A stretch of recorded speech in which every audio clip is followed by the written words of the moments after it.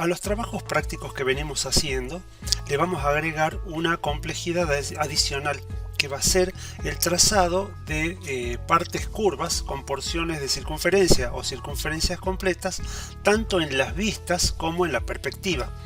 La dificultad real, lo nuevo que va a aparecer acá en esta lámina, es el método para el dibujo de curvas en perspectivas isométricas.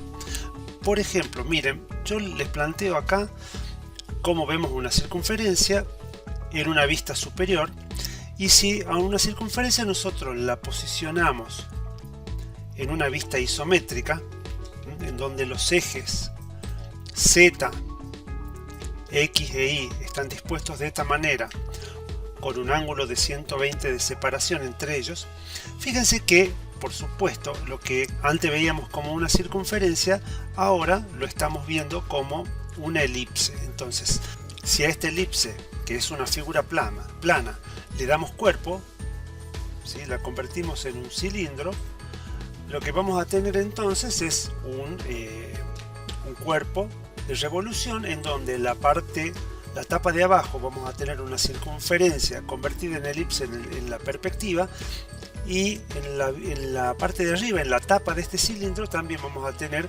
una circunferencia que al momento de representarse la vamos a trazar como una elipse. Tanto para el dibujo de la cara superior de este cilindro como de la cara inferior de este cilindro, lo que vamos a tener que hacer es utilizar un método de construcción que nos permita dibujar con precisión y con claridad, utilizando el compás, tanto la parte de arriba como la parte de abajo de este cilindro. Entonces veamos ahora en qué consiste el trabajo práctico que tenemos que hacer. El trabajo práctico se presenta de la siguiente manera. Tenemos el enunciado, las actividades, que acá nos dice que las actividades son dos. Tenemos que realizar la perspectiva isométrica de este cuerpo utilizando como dato la vista superior y la vista anterior, es decir, que tenemos que interpretar las vistas para dibujar el cuerpo, y en la otra parte de la lámina van a tener que hacer una práctica de construcción de elipses, es decir, de circunferencias en isométrica, de elipses, utilizando el método que está explicado en los videos del aula virtual. En este cubo, fíjense que es un cubo dibujado en isometría. ¿Sí? Esta es la tapa de arriba, por ejemplo. Así hacemos el resto. Está indicado que el lado de ese cubo va a ser de 60 milímetros. Entonces lo primero que se hace es el cubo con una línea de grosor medio, porque lo vamos a interpretar como dato de resolución. Luego, utilizando el método explicado en los videos que les decía recién, van a dibujar en cada una de las tres caras posibles la elipse, es decir, la circunferencia, en una vista en perspectiva isométrica, quedando como resultado final el cubo con un grosor medio, las elipses con un grosor más fuerte. Los ejes de cada una de las elipses los van a dibujar como se ven aquí, como están en el enunciado, y por supuesto, como en todos los casos, van a dejar visibles todas estas líneas auxiliares, que son las que nos van a permitir dibujar con prolijidad y precisión cada una de las elipses. Es decir, todas esas auxiliares que nos permiten encontrar los puntos de empalme, de tangencia, y aquellos puntos donde vamos a clavar el compás para dibujar esas curvas, los vamos a dejar como siempre visible. No va a hacer falta en este ejercicio designar los puntos de empalmes y tangencias, sino que lo van a dejar como se ve en el práctico y sin las cotas indicadas.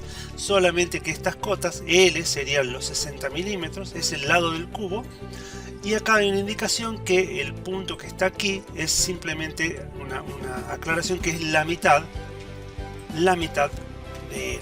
Es decir, que las cotas que están acá tienen que ver con la comprensión del método, y no va a ser necesario trazarlos en la lámina final. La otra parte del ejercicio, la parte de la derecha, yo les decía que es la resolución de una perspectiva isométrica del cuerpo dadas las vistas. Cuando uno va a resolver una perspectiva isométrica, como hemos dicho varias veces, lo que tenemos que hacer es ver cuál es la mejor vista, la vista más conveniente para que el objeto se muestre de la mejor manera. de forma que no queden elementos más altos adelante que me tapen lo que está más atrás. Entonces tenemos dos opciones posibles: mirarlo desde aquí, desde el rojo, ¿no es cierto? O mirarlo desde un ángulo indicado por la flecha azul. Yo ahora le voy a mostrar un paso a paso de cómo va a ser el proceso, una sugerencia de cómo va a ser el proceso de dibujo, mirándolo en particular desde la posición de la flecha roja, que es la más conveniente, sobre todo por el ángulo de esta recta, porque esa recta, si uno se la imagina en un plano, está más enfrentada al observador desde la posición de la flecha roja. Entonces ahora le voy a mostrar un paso a paso de cómo sería el dibujo de la perspectiva y cómo sería también incorporar una curva, en este caso vamos a hacer un cilindro, incorporar un cilindro en una representación en perspectiva. Como propuesta para iniciar el dibujo es construirlo como si dibujáramos de abajo hacia arriba, es decir, los elementos que están al nivel más bajo del cuerpo, y a partir de ahí cada uno de los vértices que vamos dibujando le vamos dando las alturas obtenidas de las vistas que corresponden. En este caso tenemos la vista anterior. Entonces podemos empezar dibujando esto que sería la base del cuerpo, cuyas medidas son los 3,40 m por los 3 metros, y por supuesto respetando los 30 grados de inclinación de las perspectivas isométricas, es decir, que esto con la horizontal, este ángulo, van a ser los 30 grados que respetamos siempre.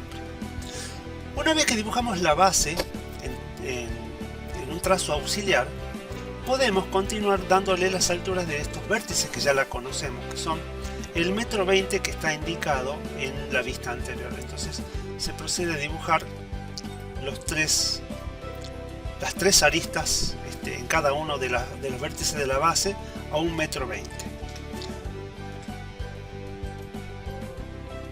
Luego unimos esos vértices que trazamos, nos queda el prisma de la base. ¿Y qué es lo que tenemos que empezar a hacer ahora? Empezar a dibujar el prisma contenedor del cilindro. ¿Qué quiere decir eso? Que conociendo esta distancia y conociendo esta distancia, vamos a trazar un cuadrado en perspectiva isométrica, es decir, que nos va a dar un rombo.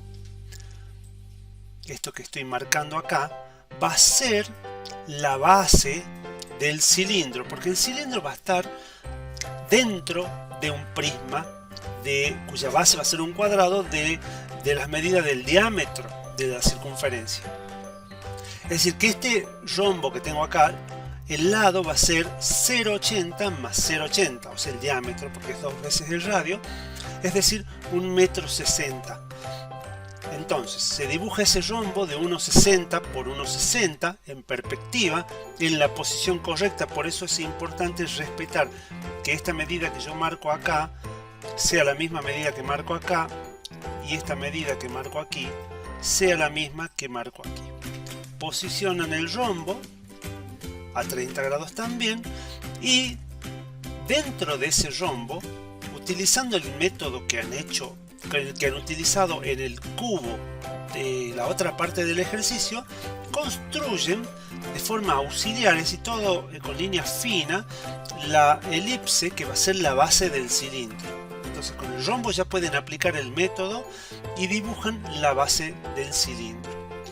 Luego, en cada uno de los vértices que ya tenemos, podemos levantar, es decir, darle la altura. Esta altura que estoy marcando acá es en definitiva la altura del cilindro, los 2,50 m, y nuevamente dibujo el rombo que dibujé abajo, porque al ser un cilindro, la tapa, por decir, y la base son iguales. Si fuera un cono truncado, por ejemplo, sería distinto, pero acá es un cilindro, de manera que el círculo de abajo y el círculo de arriba son iguales. Entonces dibujo el rombo de abajo y el rombo de arriba igual, a una distancia de separación que va a ser la altura del cilindro a 2,50 m. De la misma forma, en la vista en la tapa, en la parte de arriba del cilindro, dibujo con el método también el círculo en perspectiva, también utilizando líneas auxiliares, hasta tanto tenga yo claridad de cuáles van a ser las aristas visibles y cuáles no. Luego trazo líneas verticales que van desde este punto a este punto. Fíjense que cuando yo tengo construida la elipse puedo trazar una línea media, y donde intersecta con la circunferencia puedo trazar las líneas verticales que van a ser los límites laterales del cilindro. Trazo también auxiliar por ahora esas dos líneas verticales y ya tengo claridad de qué es lo que es visible y qué no. Entonces, teniendo ya definido eso, puedo trazar con una línea más gruesa las aristas visibles en 0, 1, 3, las aristas visibles del cilindro, utilizando de fondo como base las auxiliares que venía utilizando. Continúo con la resolución del cuerpo.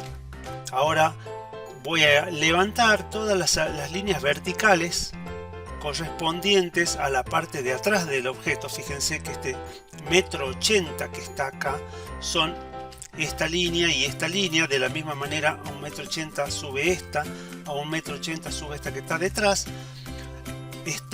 Y una vez que tengo esas medidas, yo puedo ya construir la tapa, sería la parte más alta del cuerpo que tengo detrás del cilindro, de la parte del cuerpo que tengo detrás del cilindro, que es esta que está acá. ¿Sí?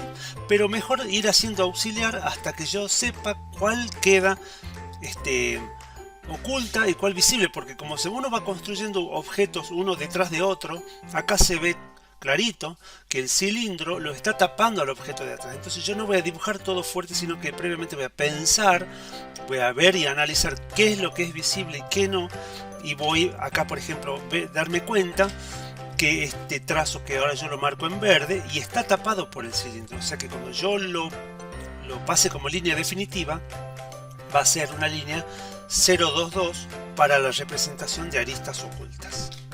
Entonces continuamos con el ejercicio, finalmente analizándolo en su totalidad y dibujando ya con línea 013 las aristas visibles, con líneas 022 las líneas ocultas, y también en el caso de los cilindros en perspectiva les vamos a pedir que tracen los ejes. Fíjense que los ejes acompañan los ángulos de 30 grados propio de esta perspectiva, con líneas de trazo, punto trazo largo, ¿sí? Unos 9 milímetros más o menos puede tener el trazo, con espacios pequeños, tanto en la circunferencia de arriba como en la circunferencia de abajo. Entonces tenemos las aristas visibles, las aristas ocultas y los ejes marcados como resultado final del ejercicio.